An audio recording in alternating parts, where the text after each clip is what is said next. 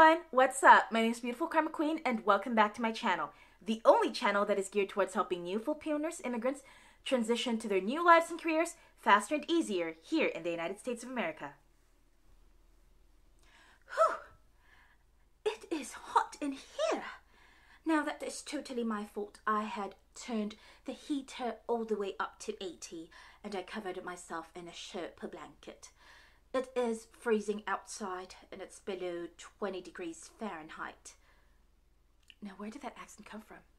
Well, everyone already knows I'm a bit crazy when it comes to accents, but seriously, I just can't stand winter. And winter came early for the state of North Dakota. It arrived ridiculously before Halloween. And just because it arrived early doesn't mean it's ending early. It just means it's staying longer, even when it's not welcome. Anywho, I don't like winter for so many reasons, one of which is the roads will be covered with sleet. You have to drive slower. Second, it's just so cold outside, and I don't relish the fact that I end up dressing like a Michelin man most of the time. Another is, obviously I can't stand the cold. I cannot stand the bursting of nasal capillaries, and this leads to tiny moments of epistaxis. Another is, I cannot stand the viruses that winter brings. And I'm talking about a totally different kind of cough, colds, flu, sore throat, and of course the dreaded norovirus. And because these are viruses, these are very self-limiting. So you've got no choice, I definitely have no choice but to deal with them and wait until they all go away. I've experienced all of them, and oh my god, they suck. But, it comes with winter. And I live here, I work here, I'll just have to learn to deal with it. I still complain about it every single day. Anyways, while that article is still loading in my other phone, allow me to ramble just a bit. I have moved to a different part of my apartment, hence the new backdrop, which is white, totally non-distracting, and the lighting here is definitely better.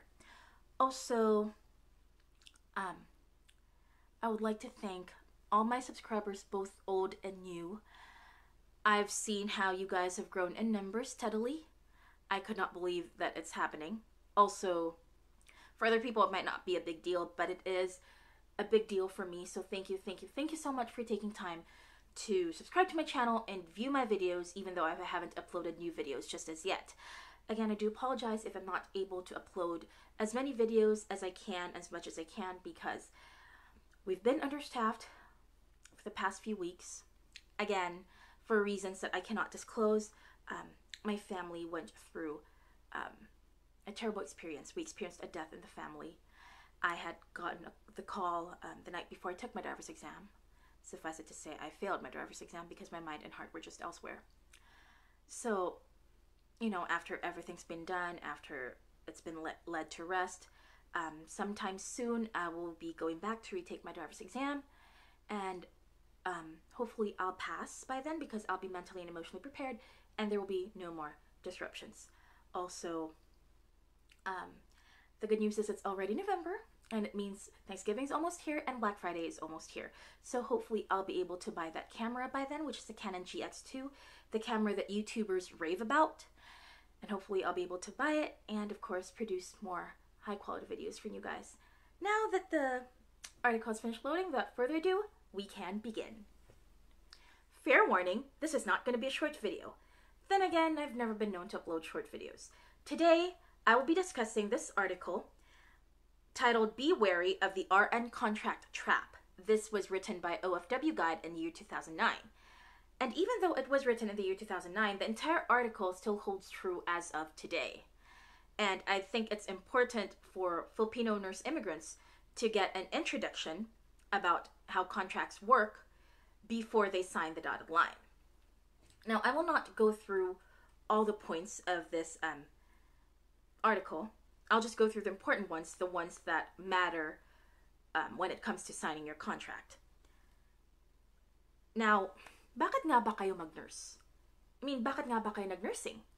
We all know na mga Pinoy mag-nurse because they want to migrate to the US or to another country, they want to earn big bucks and provide for their families, pay their debts, buy that plot of farmland or buy that condo, save up for that retirement plan, whatever. And then there's the last but not the least reason, which is they took up nursing because it's their passion.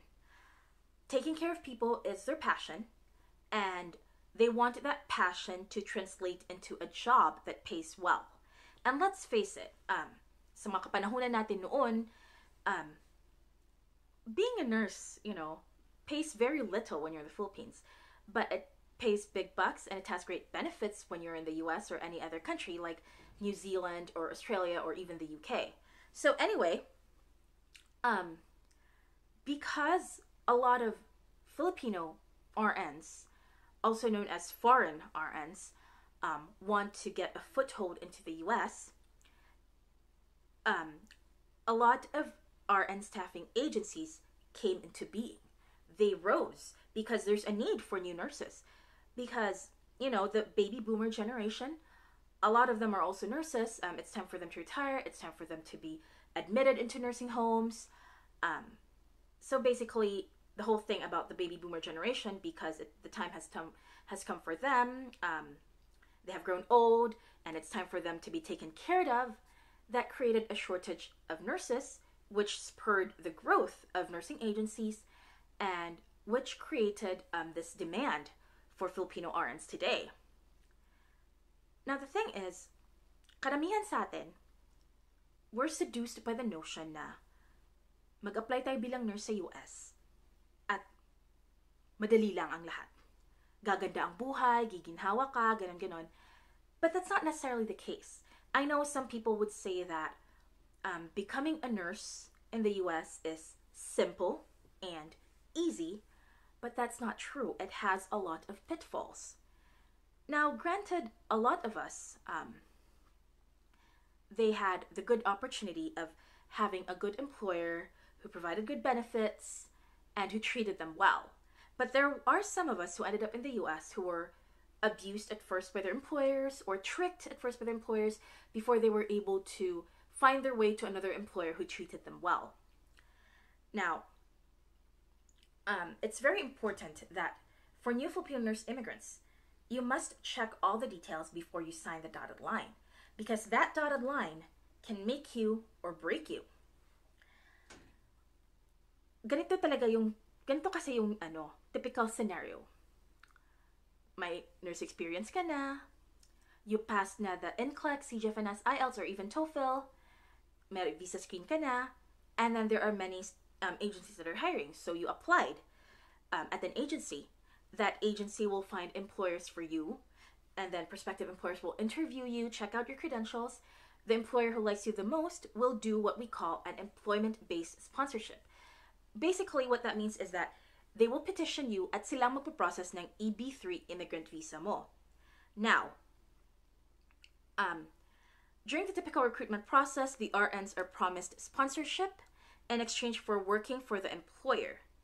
Contracts are prepared and representations are made regarding nature of work, type of work, place of work, working conditions, and wages. However, lahat ito may kondisyon. And the condition is that the Filipino RN will be allowed to immigrate if the RN intends to work on a permanent basis for the petitioning employer based on the number of years stipulated in the contract. And it could be 3 years, 4 years, 5 years. We don't know. I mean, my contract is 4 years. But basically, that is the contract. That is the condition. Now, you will be working for that employer for the number of years stipulated in the contract. Now, if you're not able to work for the employer for that number of years, it does have consequences. So anyways, a lot of RNs, they're so eager to immigrate, they do not carefully read these contractual documents, ask serious questions regarding terms and conditions, or have the contracts reviewed by their own attorney. Now, some of us cannot afford our own attorneys, hence, nagiging uso ang pag-consult ng pro bono lawyer. Now, in the excitement of the prospect of immigrating to the US, many RNs are seduced with the notion that the dream job awaits them in the US. For some, this is true, kagaya ng sinabi ko before, but for many, it has drastic consequences. The RNs gloss over the contracts and assume an attitude of, I'll deal with it later. And that is something you cannot do. You cannot say, mamaya na yan, pagdating ko doon, that's when I'll deal with it. No. You must do your due diligence and you must do your research. Because, ganito yon. For example, nakalagay sa kontrata mo na you're gonna be paid $22.10 and then turns out hindi pala yun ang minimum prevailing wage. So the employer sends another job offer saying babayaran ka ng $24.65 kasi yun yung minimum prevailing wage talaga. So then the US Embassy lets you leave for the US. Pagdating mo doon, then the employer tells you na hindi pala totoo yung nasa job offer and he's only paying you $22.10 per hour. Eh di ba napakasama naman nun? Tapos for example, nakakontrata ka na you will only be working with a census of 20 people. And then bigla lang pagdating mo, binigyan ka ng 91 residents. Eh di ba ang saklap nun? But these things are known to happen. Another is when agencies take advantage of Filipino RNs and trick them into getting rental beds, rental furniture for 3 months kasi they also get commission. Eh, ba't kapag gagawa niyan? You can always get a bed from Walmart at a cheaper price, diba? Or cheaper furniture at estate sales. But you know, such things do happen. There are people out there with no scruples na mahilig mangloko ng kapwa Pilipino. And there are American employers there that love to trick Filipino RNs. It's the truth, you know. And it's up to us to do our job. Na mag-research tayo para hindi tayo magpaloko. Anyways, the reason na we do our job, na we do our research is that so that we can stop anything, we can prevent anything else from happening bago tayo mag-sign ng dotted line. Kasi if you already signed that line, tapos you find out na your working conditions are pangit, and biglang saan ka lang area itatapon, tapos magrereklamo ka, tapos you breaching of contract does carry a lot of consequences. Tinatawag itong breach of contract damages clause. Most contracts typically require the RN to work for a specific number of years, and failure to do so triggers the damages clause. The damages can range from $15,000 to $50,000, at meron din yan sa New York that's $60,000. Many RNs signed these contracts are also unfamiliar with the litigious culture in the US. Some come to the US and find the working conditions and salaries they were told they would receive are not the same as represented when first recruited. Some conditions are so unbearable. For example, masarap tingnan yung contract paper, pero nakalagay doon, you will be placed in any area of the facility that the employer deems suitable. Double-edged yun eh. It could mean na ilalagay ka ng kahit saan unit, or it could mean ilalagay ka ng iba-ibang unit every day. Gagawin kang float every single day. Tapos di mo alam kung ano makita mo doon pagdating mo doon. You know. Another is, pinagsasabi nila na maganda yung housing mo, ganyan, pero pagdating mo, sira-sira pala. Tapos ikaw pang pinagpapabayad. And it has happened to other Filipino RNs here. Tapos may ibang employers na they specified in the contract na matatanggap mo yung green card mo, ganyan. But they withhold the immigrant papers for several years before giving them to you. May ganon. And such things should not be. But it doesn't mean na bigla-bigla ka lang aalis, mag-aawol ka. I have met other nurses who have gone AWOL in other states, and you know, they've found good employers and all that. But hindi ibig sabihin nun na it's applicable for everyone. Kailangan mag-ingat ka pa rin because contracts here in the US are very different. And people here, they love to sue. As mahilig silang, you know, mahilig silang mag-eksena sa korte. Anyways, another situation na ina-encounter dito is when you're placed in graveyard shifts in hospitals far from home, or you're not being placed in any hospital and you're collecting no salary while the sponsor tries to obtain a new client for the RN's placement. Ito ha, many of these RNs then leave their employers, and that is when additional tragedy strikes. For example, your employer denied you benefits, mababang salary binigay, ganyan. Pero that wasn't what was promised in the contract, diba? So, in other words, naloko ka. So, you breached. Tapos, yung pinirmahan mong kontrata with the agency, sabi doon, you pay maximum liquidated damages of $25,000. Pero yung facility, like yung hospital, whatever, hindi sila nag-specify kung magkano babayarang breach. And that is dangerous. because they could come back and countersue you to get more money out of you. Now, other facilities will not do that because, diba, they don't want to spend money on lawyers and whatnot, so pababayaan ka lang mag-awol. However, more often than not, in certain states, the employer begins a campaign of harassment and may sue for breach of contract and obtain a judgment against the RN for that penalty amount. So kahit na may iba ka ng employer, you're still liable. And the judgment typically comes with a wage garnishment order. Wage garnishment, meaning mababawasan ang salary mo. Ano ba yan? Di na ako marunong salita. This means that the RN's new employer is required to pay a portion of the RN's wages to the sponsor to cover the judgment. Now, because RNs are in a licensed occupation, di ba may lisensya tayo, and this requires a reporting of where we work, what our salary is, etc., etc., it is very simple for the sponsor to locate the RN and exact judgment. Now, if you think that is the worst case scenario, meron pang mas malala dyan. Worse than a breach of contract is the possible immigration consequence. The RN has obtained permanent residency because she stated she intends to work on a permanent basis for a sponsor. By leaving or changing employers shortly after entering the US, she has now opened the door for the immigration service to revoke her green card. Assuming yung employer mo naghabol, kahit sila pa yung may kasalanan, pero you breached the contract, bigla mo silang iniwan, you didn't go through the proper legalities. So it has opened the door for them na nahabulin ka. So, it is possible for your green card to be revoked. And it is possible for you to be deported. There was a case of this nurse from New Jersey, Filipino nurse, na wala siyang trabaho for 1 year because of the whole fiasco. Granted, masama yung employer niya. However, she left without doing legalities, without asking for assistance from a pro bono lawyer. And she applied as a nurse in another hospital. So, hinabol siya ng employer niya. Although maraming cases ng mga Pinoy na naglipat ng hospital or nursing home na hindi hinabol ng employer nila. But not all employers are like that. Marami pa rin employers na maghabol, na mahilig maghabol.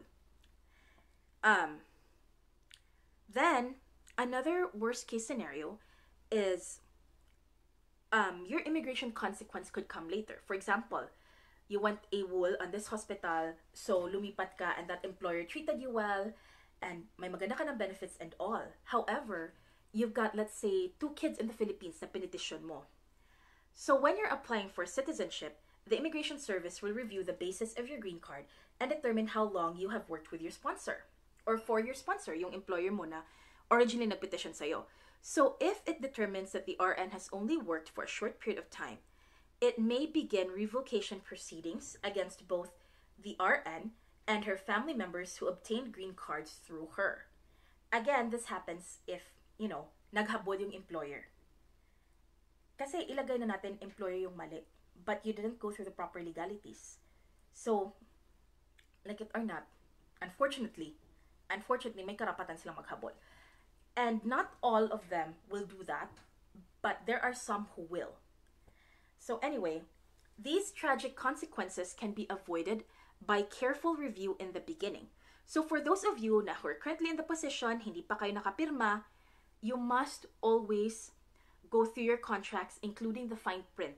Ulit-ulitin yung basahin, ipakonsulta nyo sa isang pro bono lawyer bago kayo pumirma. Now, for those of you who are currently in the position na may employer kayong sinungaling, abusado, at chuchu, there is still immigration and contractual relief available. Because the US Constitution prohibits slavery and indentured servitude, and because in many cases the sponsoring employer breaches the contract, the employee is not liable for any damages. For example, nakalagay sa job offer mo na you should be paid $24.65 kasi yung minimum prevailing wage. Pero pagdating mo, the employer suddenly says na $22.10 per hour lang ibabayad sa'yo. So what you do is you consult a pro bono lawyer, bring all the paperwork, and then you file a case against your employer. Because that will make it official, and that will prove that your employer was the one who breached the contract. And in most cases, employers will not spend money on that. They will go ahead and do a settlement. Ikaw ang babayaran nila, and then you'll be free. The core constitutional value is the basis for providing relief to those forced to leave their sponsors. So, syempre naman, ayoko namang may mangyaring masama sa inyo.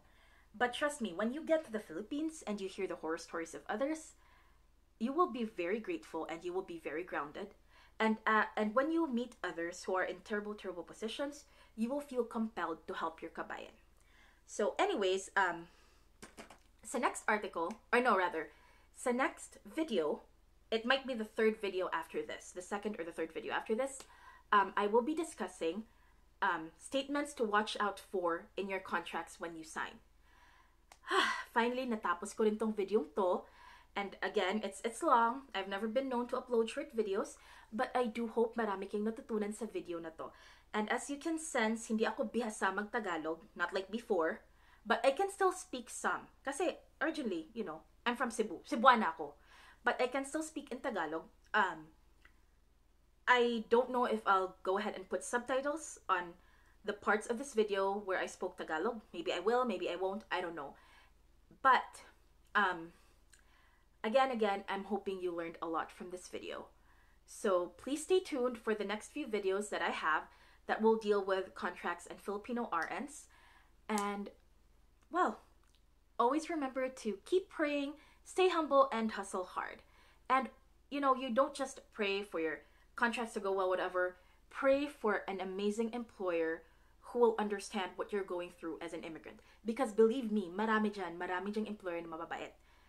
And also pray for the agency to always be on your side when this happens.